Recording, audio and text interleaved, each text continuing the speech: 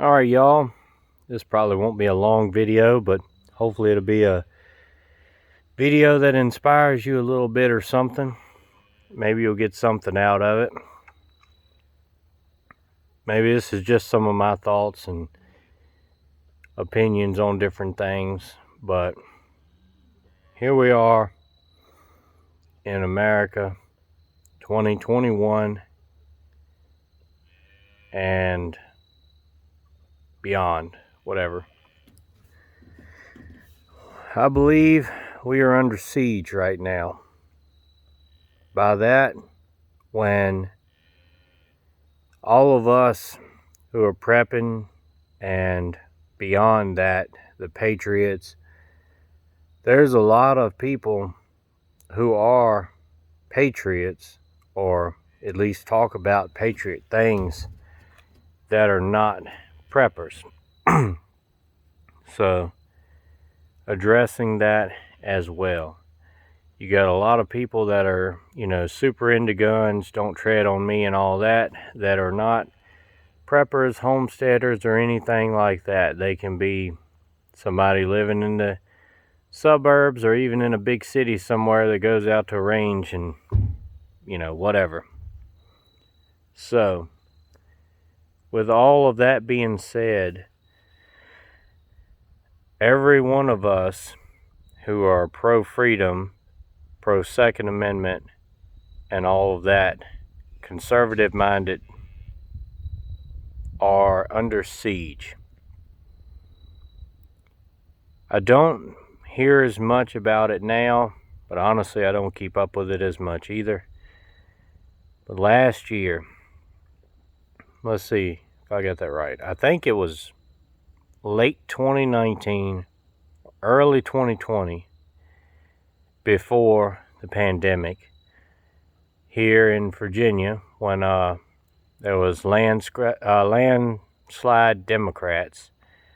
They were talking about severely hurting the Second Amendment. There was, I don't even remember all of it, but it was a bunch of stuff they wanted to do. Assault weapons ban, magazine bans.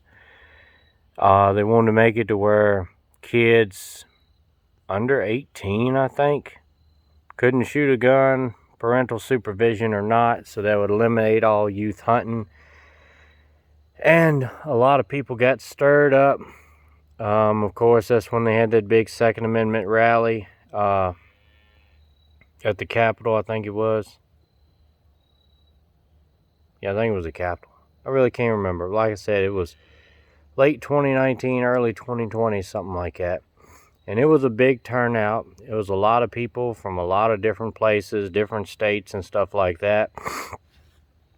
Different racial groups and the whole 9 yards. And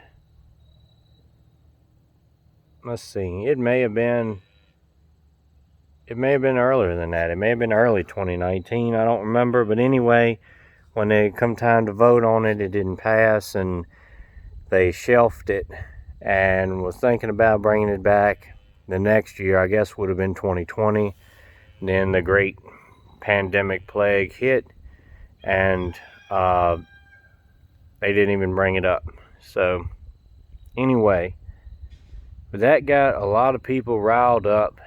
And then, of course, all of the riots and stuff we had in 2020, and all of those things had people riled up and starting new militias, joining militias, going here and there, showing up, wearing the uniforms and marching and all of that kind of stuff, the Proud Boys and all of them and everything like that. But nothing honestly happened. Nothing to get excited over went down, basically. They had the January 6th thing at the Capitol, and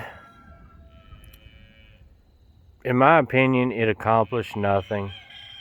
Somebody got killed there, which is unfortunate, But as far as all of that, that makes no difference to the politicians. They ain't lost 1 minute sleep over it. You can guarantee that. They've definitely used it as a talking point, though. But anyway, getting back on track, what I was saying. A lot of people are talking about things. A lot of people are the whole, everywhere you go, you see the "Don't Tread on Me" license plate and stuff like that. And I guess not so much now, but I remember back in early 2020, they would pull up in a jacked up truck with "No Tread on Me" tags and throw a mask on and, comply. So there's that.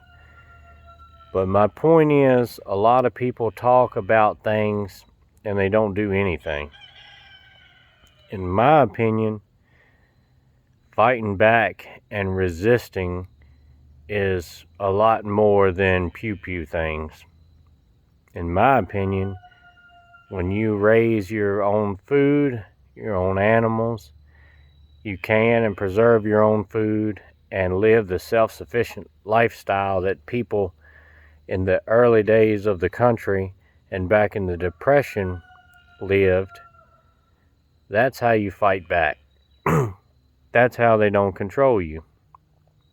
With everything they're pushing now, all the tyranny and stuff, that's the only way you're going to fight back against it, to really make a substantial difference. Because right now, we're under siege.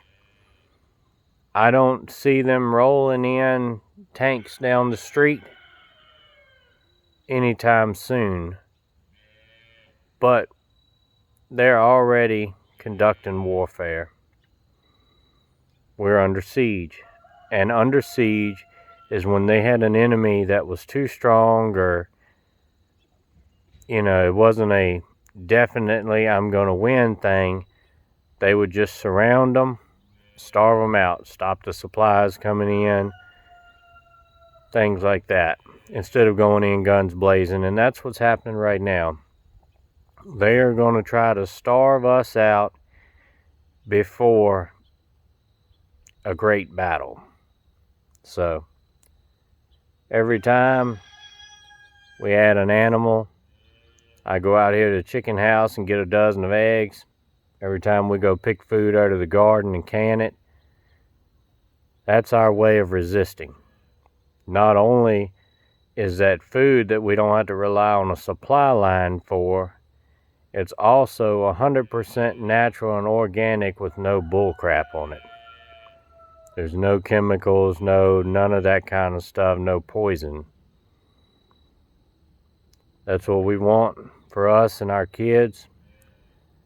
That's the way God intended. If He wanted us to put chemicals on our food, He would have done that. So that's my opinion. Yours may vary, but think about that.